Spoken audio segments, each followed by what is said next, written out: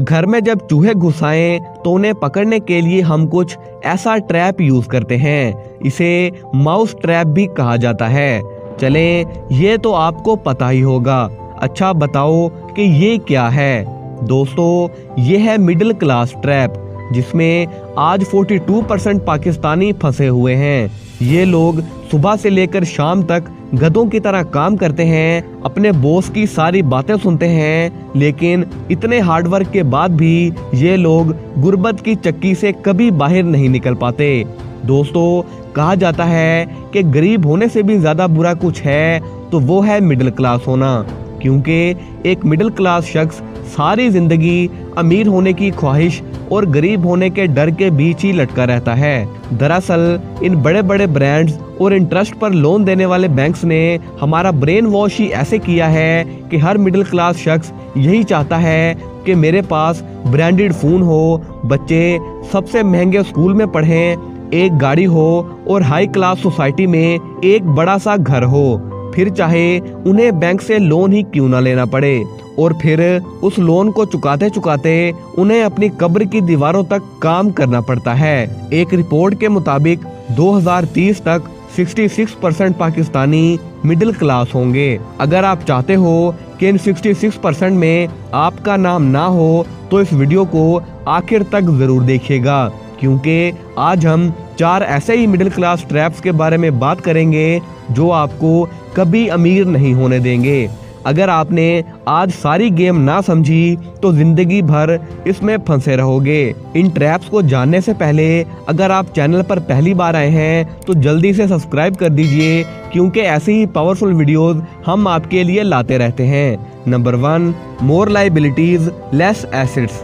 दोस्तों, वेल्थ की एक सिंपल सी इक्वेशन है कि your expenses should be less than your income, यानी आपके खर्चे आपकी इनकम से कम हों। जैसे ही लोगों का ये टारगेट अचीव हो जाता है तो वो खुद को अमीर समझने लगते हैं और पैसे को पानी की तरह बहाने लगते हैं। आज तक की सबसे best financial book rich dad poor dad का अगर हम निचोड़ निकालें तो वो है ये 2 वर्ड्स, एसेट्स और लाइबिलिटीज। एसेट्स यानी वो चीजें जो आपकी जेब में पैसा डालें, चाहे आप काम करो या ना करो, लाइक बाइंग अ हाउस या फिर इन्वेस्टमेंट वगैरह। और लाइबिलिटीज वो चीजें हैं जो आपकी जेब से पैसा निकालती हैं, like buying a luxury car, जिसकी मेंटेनेंस, सर्विस, फ्यूल और लोन की किस्तें चुकाते चुकाते आप बूढ़े हो जाते हो। और यही चीजें मिडिल क्लास की बर्बादी की सबसे बड़ी वजह है। बड़े बुजुर्ग कहा करते थे कि जितनी चादर हो उतने ही पाँव फैलाने चाहिए हैं, लेकिन आज की यूथ चादर तो बड़ी नहीं कर रही है, हाँ अलबत्ता अपने पाँव जरूर फैला रही है। आज की यूथ सोशल मीडिया पर दूसरों को देखकर ऐसी ऐसी जगह पैसा लुटा रहे हैं जिनकी उनको जरूरत ही नहीं है, और वो लाइबिलिटीज को बढ़ाते जा रहे हैं, लाइक ब्रांडेड फोन्स, क्लोथ्स और एक्सपेंसिव फूड वगैरह। और यही चीजें बाद में उनके गले का फंदा बन जाती हैं। अगर आपको गुर्बत की चक्की से निकलना है तो पहले अपने एसेट्स बिल्ड करो, ताकि आप काम ना भी करो तो भी आपकी जेब में पैसे आते रहें। एसेट बिल्ड कैसे करने हैं उसके लिए आप हमारी ये वीडियो देख सकते हो। एक सिंपल सा रूल याद रखो कि कोई भी चीज तब खरीदो जब आपके पास उसको 4 बार खरीदने के पैसे मौजूद हों, तब वो घाटे का सौदा बिल्कुल नहीं है। Number 2, ignoring retirement plan. Bill Gates का कहना है कि अगर आप 35 साल की उम्र तक अमीर नहीं बनते तो आपका अमीर बनने का कोई हक नहीं है। दोस्तों, हमारे यहाँ रिटायरमेंट से मुराद हमारी उम्र 50 से 60 साल होनी चाहिए है, और हमारे पास एक सरकारी जॉब भी होनी चाहिए है ताकि हम उसकी पेंशन को एंजॉय कर सकें। लेकिन यहाँ रिटायरमेंट से मुराद ये है कि अपनी जिंदगी के 35 से 40 साल भरपूर मेहनत करके ऐसे एसेट्स बिल्ड कर लेना जो आपको अमीर बना दें, और आप अपनी बाकी जिंदगी बैठकर आराम से एंजॉय करो। लेकिन अगर ऐसा नहीं है, यानी बिना किसी इन्वेस्टमेंट के, बिना किसी सेविंग के आप अपने पैसे को हर रोज लगाते जा रहे हो, तो समझ जाओ कि आपकी आने वाली जिंदगी गुर्बत में कटने वाली है। एक मिडिल क्लास ये सोचता है कि जो जीना है बस आज ही जी लो, आखिर कल किसने देखा है, लेकिन वो ये नहीं सोचते कि अगर वो कल आ गया तो हम क्या करेंगे। इसलिए अपने दिमाग में ये टारगेट बना लो कि अगले 15 से 20 सालों में मुझे हर हाल में ऐसे एसेट्स बिल्ड करने हैं जो कि मुझे अमीर बना दें, और उनको बिल्ड करने के लिए आपको आज से ही मेहनत करनी पड़ेगी। शॉर्टकट के चक्कर में मत भागो, नहीं तो सारी जिंदगी 9 to 5 की जॉब भी करते रहोगे और इस ट्रैप से चाह कर भी बाहर नहीं निकल पाओगे। Number 3, no emergency fund. जैसा कि इसका नाम ही इमरजेंसी है, तो ये कभी बताकर नहीं आती। आजकल मेडिकल इमरजेंसी हो या किसी कंपनी ने लोगों को निकाल दिया हो, ये आम सी बात है।